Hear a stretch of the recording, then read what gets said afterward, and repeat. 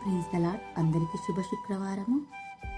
ఈరోజు దేవుని వాగ్దానము యెషయా 53వ అధ్యాయము 5వ వచనం.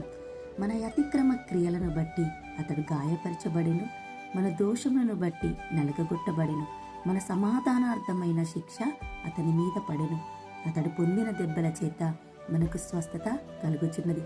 చదివిన వాక్యము దేవుడు దీవించి ఆశీర్వదించునుగాక. అవును, ఈ రోజున మన కోసము ఆ దేవాతి దేవుడు ఈ లోకానికి వచ్చి మన దోషములను బట్టి, మన పాపములను బట్టి ఆయన గాయపరచబడెను.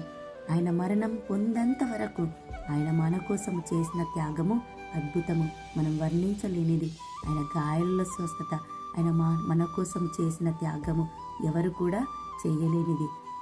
ఈ ఉదయకాల సమయంలో ఆ దేవాతి దేవుడు ఈ యొక్క దినాన చేసిన త్యాగాన్ని మనమందరం కూడా మనస్ఫూర్తిగా మనం జ్ఞాపకం చేసుకుంటూ, అవును, ఆయన చేసిన త్యాగాన్ని బట్టి ఈరోజు ఏ వాక్యాల చేతనైతే మీరు చెప్పబోతున్నారో ఆ వాక్యాలను దేవుడు దీవించి మంచి జ్ఞానం చేత, మంచి తెలివి చేత మీరు బోధించాలని, అనేకులకు మీరు బోధించినప్పుడు ఆ వాక్యం ద్వారా అనేకులు ఆయన వైపు మరి ఆకర్షించబడాలని ఇట్టి వాక్యాన్ని దేవుడు దీవించి ఆశీర్వదించును గాక.